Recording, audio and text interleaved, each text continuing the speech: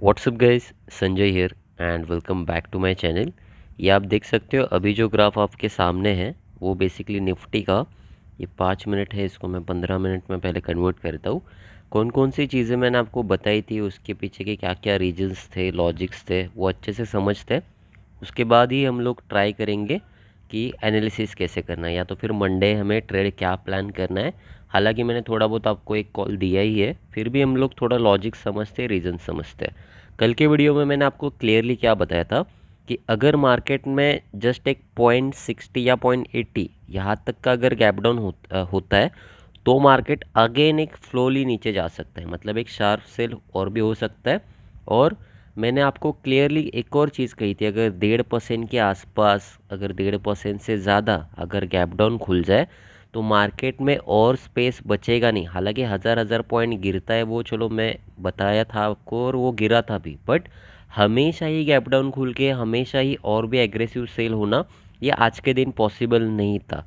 उसके पीछे के रीजंस क्या है वो अच्छे से समझो। और मैंने हमेशा कहा है वीडियो देखते समय आप कौन सा भी मेरा जो भी टॉप मतलब इम्पोर्टेंट नोट लगे वो आप लिखा करो।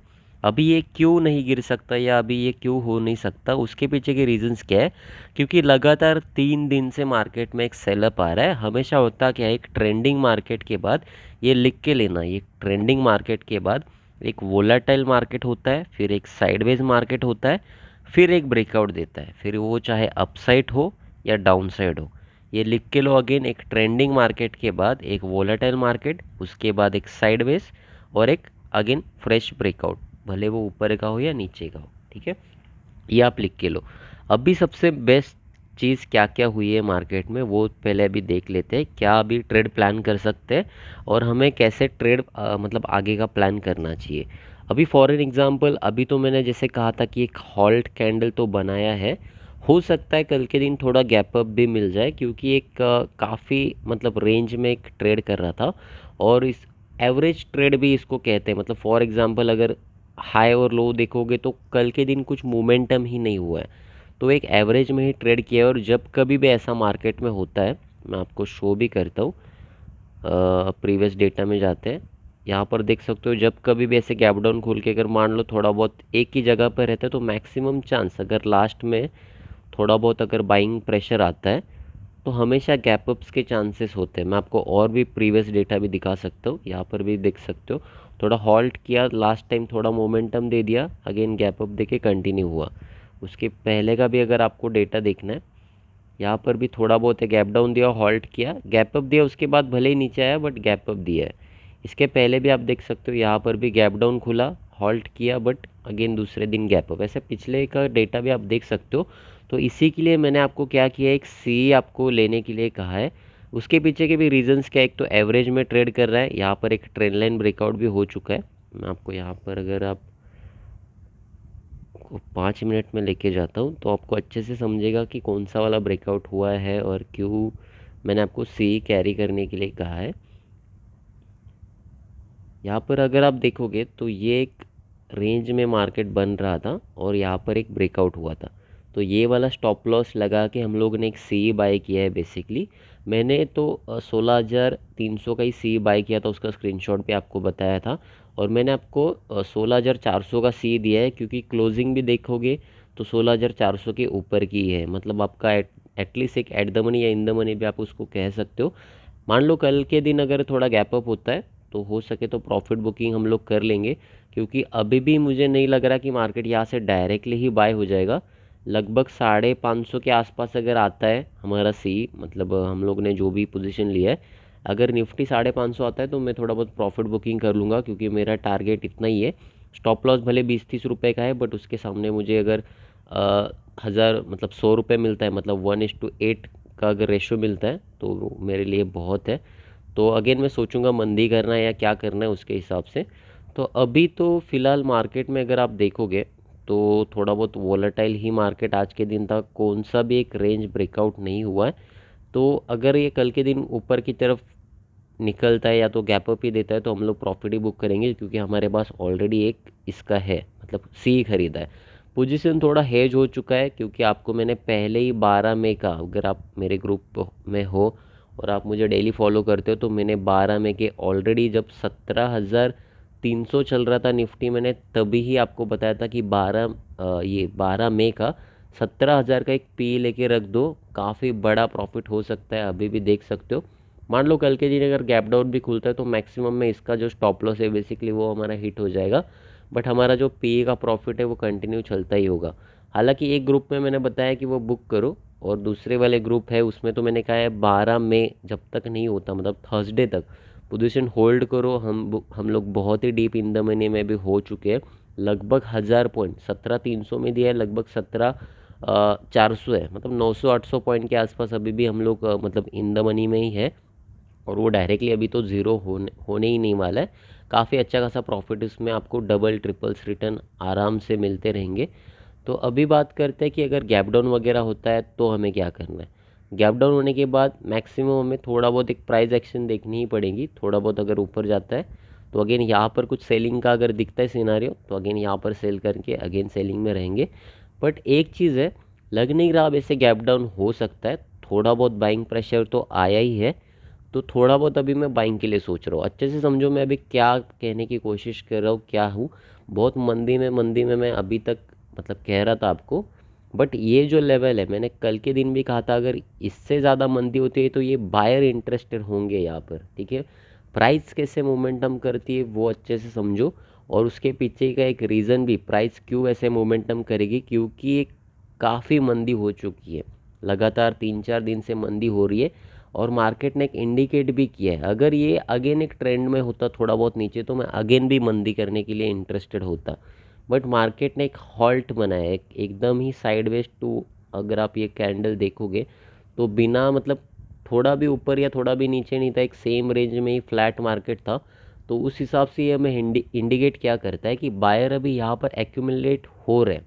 आप देख सकते हो थोड़े थोड़े बायर इंटरेस्टेड है अभी, अगर इसके ऊपर निकलता है तो थोड़ा बहुत मार्केट ऊपर जा सकता है, लगभग जैसे मैंने कहा 16,600 भी या 16,500 तक भी जा सकता है।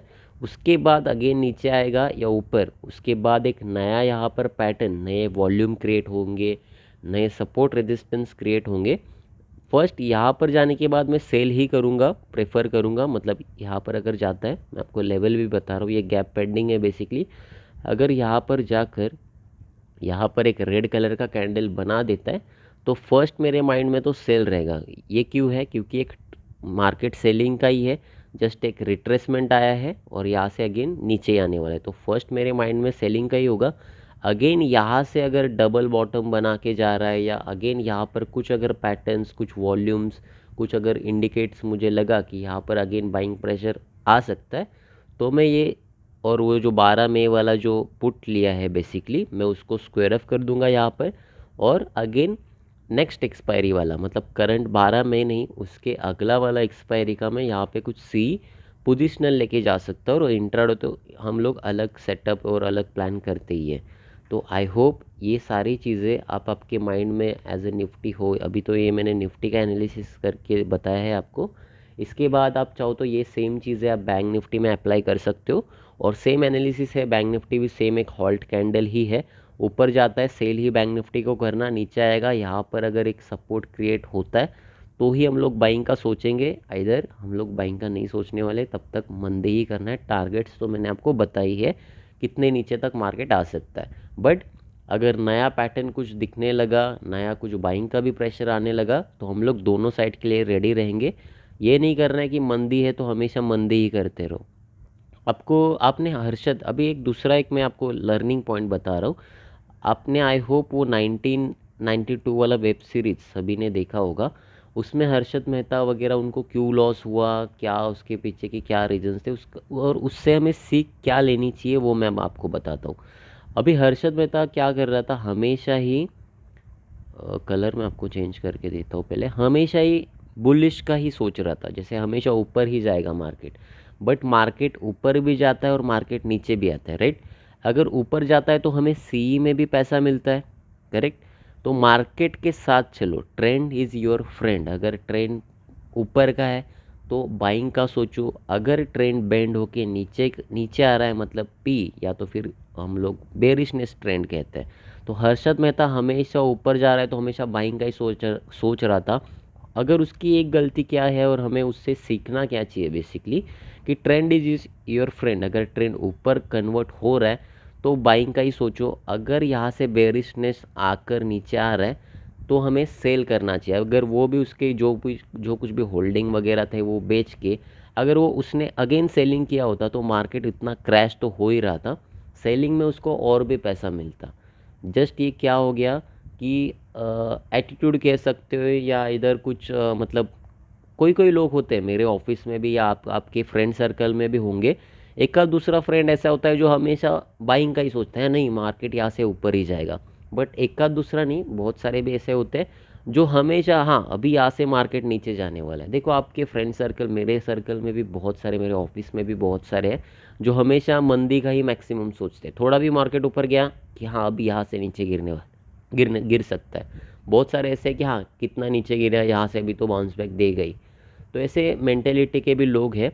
बट मेरा कहना आपको साफ साफ ये है कि मार्केट भले ऊपर जाए या नीचे जाए, आपको कुछ फ़र्क नहीं पड़ना चाहिए। बेसिकली अगर ऊपर जा रहा है तो बाय करो, स्टॉप लॉस डाल दो, सी में आ जाओ, या तो फिर आप सी मतलब आप कॉल पुट नहीं कर रहे हो तो आप नॉर्मली इन्वेस्टमेंट आपको करना होगा। और नीचे आ रहा है पोर्टफोलियो, यहाँ पर डायरेक्टली बेच दो, अच्छा खासा एक प्राइस मिल जाएगा आपको।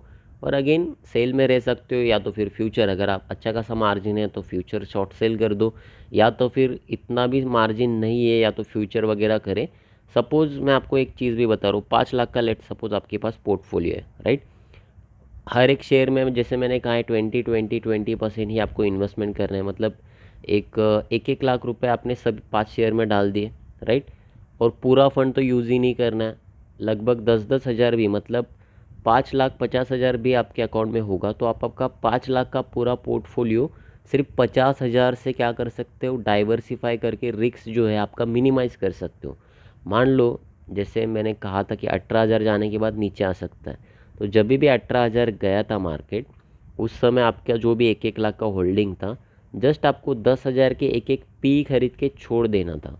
मार्केट जितना भी नीचे आता तो आपको, भले आपका पोर्टफोलियो जो होल्डिंग थी उसमें थोड़ा बहुत नीचे आया होगा, बट आपको पी, हमेशा मैंने क्या कहा है कि 25%, अभी भी आप देख सकते हो कल परसों ही 25,000 यूज़ करके हम लोग ने 75,000 कमाया। वैसे 10,000 के सामने ये 10,000 कब जाके 50-60,000 बन जाएगा वो आपको भी पता नहीं चलेगा। भले आपने होल्डिंग में उसका 1 लाख का लिया होगा, 1 लाख के आपके पास, जैसे मैंने कहा था 5 लाख है तो 1-1 लाख डिवाइड किया है, तो ये नीचे जितना आएगा उससे ज़्यादा पैसा ही तो आपको पी ने ही दिया होगा। तो अगेन जब मार्केट रिवर्स कर रहा होगा तो जो कुछ भी आपने पी में पैसा कमाया है वो अगेन एवरेज कर सकते हो आपका जो भी पोर्टफोलियो है, और अगेन एक लॉन्ग टर्म में रह सकते हो। तो चलो, आई होप ये वाला वीडियो आपको अच्छा लगा होगा।